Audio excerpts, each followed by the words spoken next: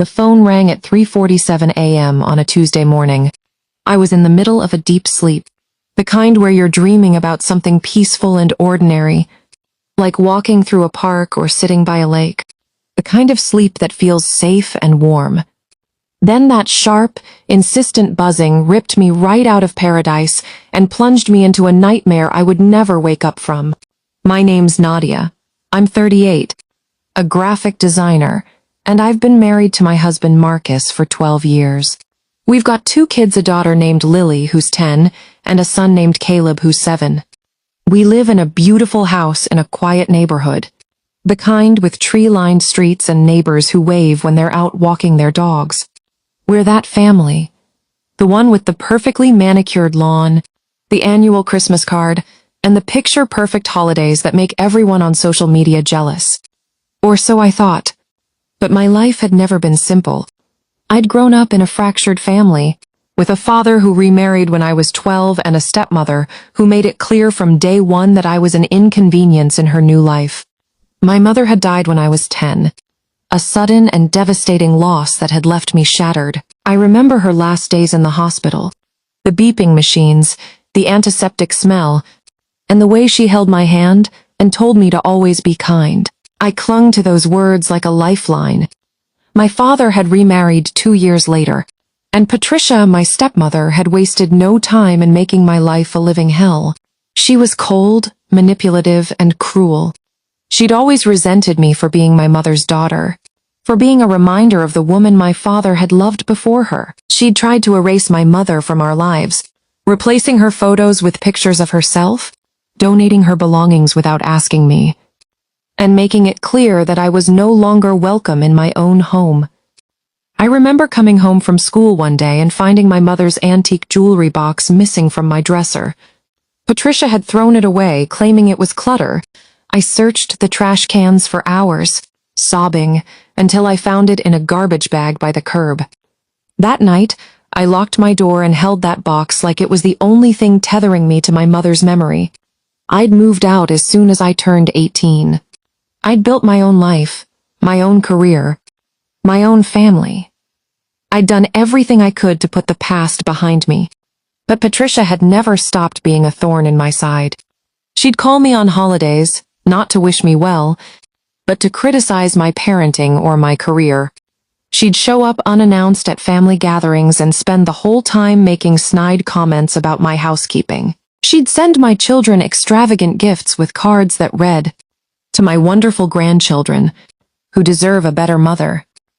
I'd throw those cards away before the kids could read them, but the poison always seeped through somehow. And now she'd finally done something that would destroy everything. "Hello?" I answered, my voice groggy with sleep. "Nadia, it's your father." His voice was strained, almost unrecognizable. "There's been an accident. It's Patricia. She's gone." I sat up straight, suddenly wide awake. What? What happened? What are you talking about? She was driving home late last night. She lost control of the car. She went off the road. They found her this morning. She's dead, Nadia. Patricia is dead. I felt like I'd been punched in the gut. I couldn't breathe. I couldn't think. All I could do was sit there, staring at the wall, trying to process what I'd just heard. Patricia was dead. The woman who'd made my life a living hell was finally gone. For a split second, a dark, shameful part of me felt relief. Then the guilt crashed in like a tidal wave. What kind of monster feels relief at someone's death? I pressed my hand to my chest, as if I could physically push the feeling down. My heart was racing, my palms sweating. I was a horrible person. No, I wasn't. It was complicated. Grief and relief tangling together into something I didn't have a name for. But then the guilt hit me. She was still a human being. She was still my father's wife, and he was devastated. "I'm so sorry, Dad," I said, my voice barely above a whisper. "I'm so sorry. I know you loved her." "Thank you, Nadia. I know things were difficult between you two, but she was my wife. I loved her. She was the love of my life." I didn't say anything. I couldn't. There was nothing I could say that would make this better. The days leading up to the funeral passed in a blur. I moved through my routines, mechanically packing school lunches, answering work emails, kissing my husband goodbye, but inside, I was frozen. Marcus tried to comfort me. He held me at night when I couldn't sleep, rubbed my back, and told me it was okay to feel conflicted. But I could see the questions in his eyes. He knew how much I'd suffered at Patricia's hands. He'd held me countless nights after her cruel phone calls. And now she was dead and I was supposed to mourn? The complexity of it all sat between us like an uninvited guest. The funeral was held 3 days later. It was a lavish affair, the kind Patricia would have wanted. Hundreds of people attended, all of them dressed in black, all of them wearing expressions of solemn grief. I stood in the back, trying to stay invisible, trying to get through the day without falling apart. The floral arrangements were enormous white lilies and roses spilling from every corner. A string quartet playing mournful classical music. It was exactly the kind of ostentatious display she'd have orchestrated herself. I half expected her to rise from the casket and critique the flower placement. My father was inconsolable. He'd aged 10 years in 3 days. His face was gaunt, his eyes hollow, his shoulders slumped. He looked like a man who'd lost everything, like a man who had nothing left to live for. When he tried to speak to me before the service, his voice cracked, and he couldn't finish his sentence. He just squeezed my hand and looked at me with an anguish so profound I had to look away. I wanted to comfort him. I wanted to be there for him, but I couldn't. Every time I looked at him, I saw Patricia. Every time I tried to speak, the words stuck in my throat. The years of abuse, the years of manipulation, the years of being made to feel like I was nothing, they all came flooding back. I was 12 years old again, standing in the kitchen while Patricia told me I was a burden. I was 16, watching her throw away another piece of my mother's memory. I was 25, listening to her tell my father that I was unstable and couldn't be trusted. All those moments crashed over me in waves, and I could barely stand. After the service, I was standing by the refreshment table, trying to compose myself when someone approached me. It was a woman I didn't recognize, a stranger in a black dress with a stern expression. Her posture was rigid, her eyes sharp and assessing. She moved with the quiet confidence of someone who was used to being the smartest person in the room. "Nadia," she said, "I'm Detective Miller. I need to ask you a few questions." My heart started pounding. What kind of questions? What's this about? "Please, just come with me. We need to talk in private." I followed her to a quiet corner of the room, my mind racing. What could she possibly want with me? What did I have to do with Patricia's death? I felt like everyone was staring at us, though I knew rationally that wasn't true. The string quartet was still playing. People were still murmuring condolences, but all I could hear was the roar of blood in my ears. "Miss Davis," she said, her voice official, "we have reason to believe that Patricia's death was not an accident. We believe it was murder, and we believe you may have been involved." I felt like the floor had dropped out from under me. "What? That's insane. I didn't kill anyone. I loved Patricia. She was my stepmother." "Did you?" Detective Miller asked, her eyes narrowing. "Because we've heard otherwise. We've been told that you and Patricia had a very difficult relationship, that you resented her, that you blamed her for your mother's death." "I never blamed her for my mother's death. My mother died of cancer. Patricia had nothing to do with it." "But you did resent her, didn't you? You felt she'd taken your father away from you. You felt she'd replaced your mother. You felt she'd stolen your life." Of course I had complicated feelings about her. But I didn't kill her. I would never kill anyone. We have evidence that suggests otherwise. We found your fingerprints on the steering wheel of her car. We found traces of your hair in the vehicle. We have witnesses who say they saw you near her house the night she died. My blood ran cold. That's impossible. I wasn't near her house. I was at home with my family. My husband can vouch for me. We'll be talking to your husband, she said. In the meantime, I'm going to have to ask you to come down to the station with us. You're a person of interest in an ongoing investigation. I was taken to the police station, questioned for hours, and eventually released on my own recognizance. But the damage was done. My reputation was ruined. My family was devastated. My life was falling apart. The local news had already picked up the story prominent socialite's stepdaughter questioned in suspicious death. Reporters camped outside my house, their cameras trained on our front door like vultures waiting for a carcass. Lily's teacher called me, her voice tight with concern, to ask if everything was okay at home. Caleb came home from school crying because a classmate had told him his mom was a murderer. Every time I tried to leave the house, I felt 1,000 eyes on me, judging, condemning. Marcus was supportive, but I could see the doubt in his eyes. At night, after the kids were asleep, we'd sit on opposite ends of the couch, a vast silence stretching between us. I believe you, he'd say, but his voice lacked conviction. I'd catch him searching my face, looking for cracks, for tells. 12 years of marriage, and suddenly I was a stranger to him. One night, he asked me point blank, "Is there anything you're not telling me?" The question shattered something inside me. The one person who was supposed to be my rock was now wondering if I was capable of murder. My children were confused and scared. My friends were distant. Everyone thought I was a murderer. I knew I had to clear my name. I knew I had to find out who had really killed Patricia.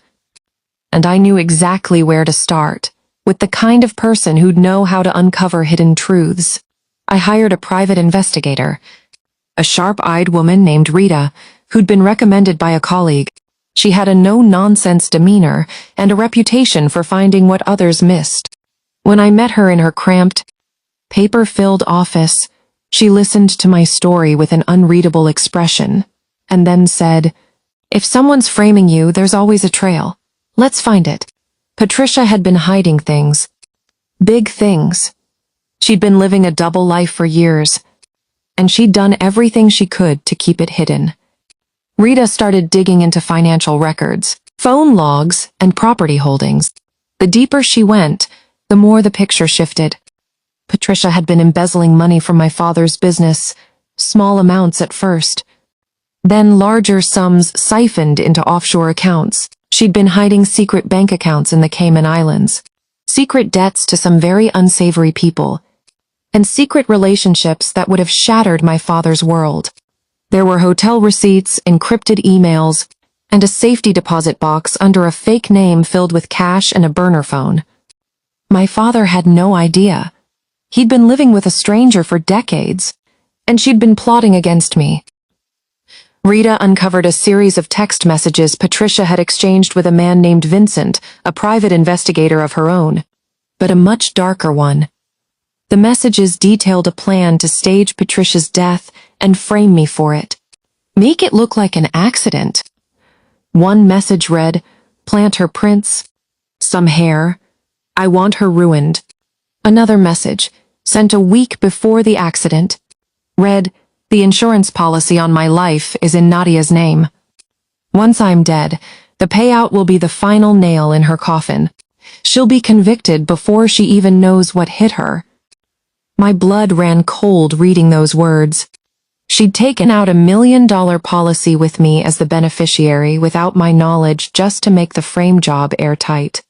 I found the evidence, the proof of her lies, the proof of her schemes, the proof that she'd faked her own death to destroy me. And the most chilling discovery of all, Patricia wasn't dead. Rita found a trail of credit card charges in a small Mexican border town. Charges that started 3 days after the accident. She'd paid a plastic surgeon. She'd changed her appearance.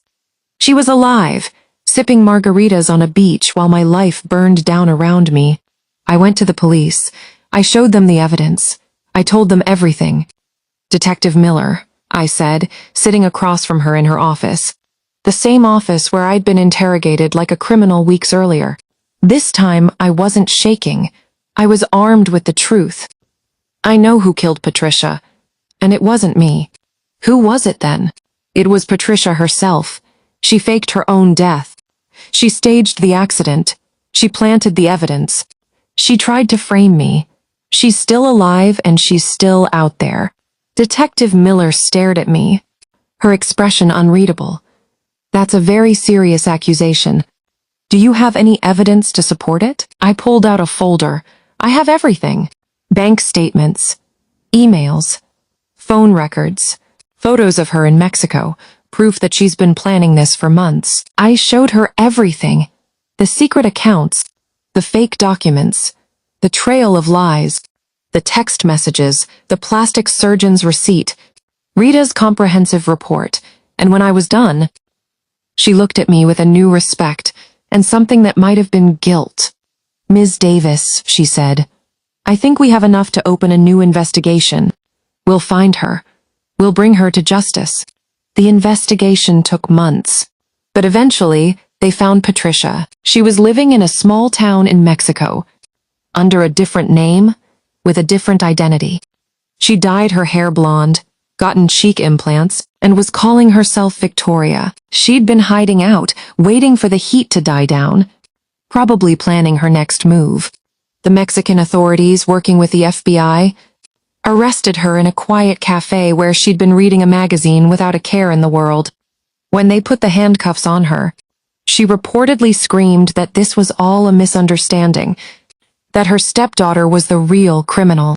But no one was listening anymore. When she was arrested and brought back to the United States, I was there. I watched as she was led into the courtroom in handcuffs. I watched as the charges were read: fraud, conspiracy, obstruction of justice, attempted framing.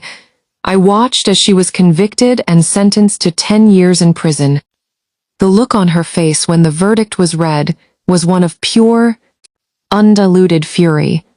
She glared at me across the courtroom, and for a moment I was that scared 12-year-old again. But then I straightened my spine and met her gaze. I was no longer her victim. I was her survivor. My father was devastated. He'd loved her. He'd trusted her. And she'd lied to him, betrayed him, and tried to destroy me. The day after the verdict, he came to my house, his face hollow with shame. He sat at my kitchen table, his hands trembling around a cup of coffee, and he wept.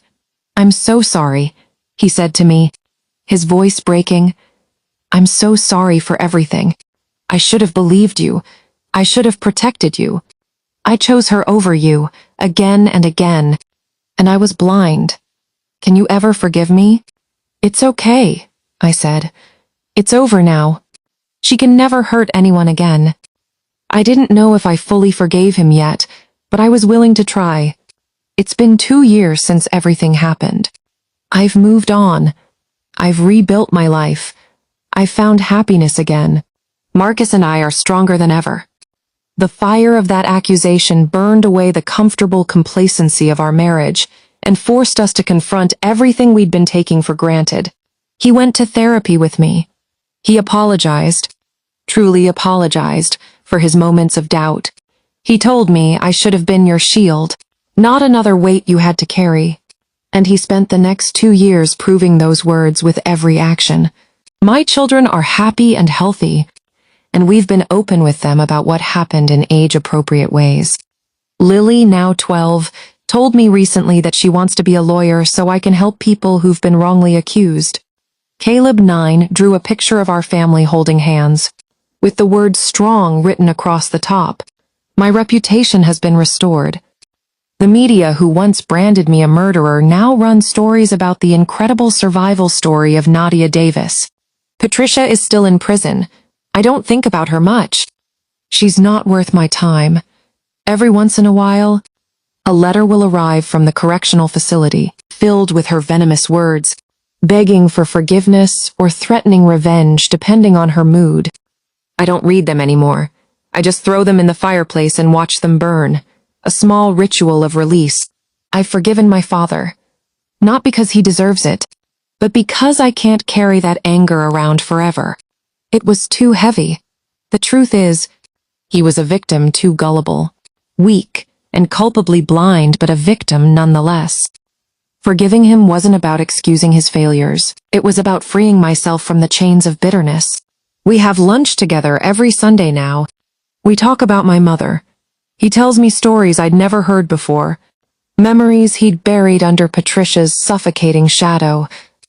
It's not the same relationship we had before, but it's something new, something honest. So what's the lesson here? What's the takeaway from all of this? I think it's this sometimes. The people who seem the most charming are the most dangerous. Sometimes the people who smile the brightest have the darkest secrets. And sometimes the people we trust the most are the ones who betray us the worst. But that doesn't mean we should stop trusting. It doesn't mean we should stop loving. It just means we should be careful. We should protect ourselves. We should always be vigilant. We should listen to that quiet voice inside us that whispers when something isn't right, even when everyone else tells us we're being paranoid. If you're reading this, and you've been betrayed by someone you love, I want you to know something. I want you to know that you're not alone. I want you to know that it's not your fault. And I want you to know that you have the strength to survive. The road back from betrayal is long and winding, filled with potholes of self-doubt and mountains of grief. But I promise you, there is another side. There is sunlight beyond the storm. You deserve better. You deserve to be happy. You deserve to be loved. You deserve to have a life that's filled with joy, not pain. You deserve to wake up in the morning without a knot of dread in your stomach. You deserve to look in the mirror and see someone who is whole, not someone who is defined by what was done to them. So take it one day at a time. One step at a time, and remember you are stronger than you know, braver than you feel, and capable of more than you can imagine. You've survived 100 hard days already, and you'll survive the next 100 too. And one day you'll look back on this chapter of your life, not as the story of your destruction, but as the beginning of your rebirth. Loved this story? Hit that subscribe button right now, and turn on the bell icon so you never miss a video. I upload brand new stories every single day. Gripping, emotional, and packed with twists that'll keep you guessing until the very end. Don't forget to like this video if it gave you all the feels. Comment below. Have you ever been betrayed by someone you trusted? How did you handle it? I read every single comment. Share this story with someone who needs to hear it. Sometimes the best lessons come from other people's experiences. Got a story idea? Drop it in the comments. Your suggestion might just become the next video on this channel. Subscribe now and join our growing family of story lovers. New videos drop daily at 7 a.m. EST. Perfect to watch with your morning coffee. Trust me, you don't want to miss what's coming next. Until next time, stay strong, stay brave, and never let anyone make you feel like you're not enough. Because you are. You always have been, and you always will be.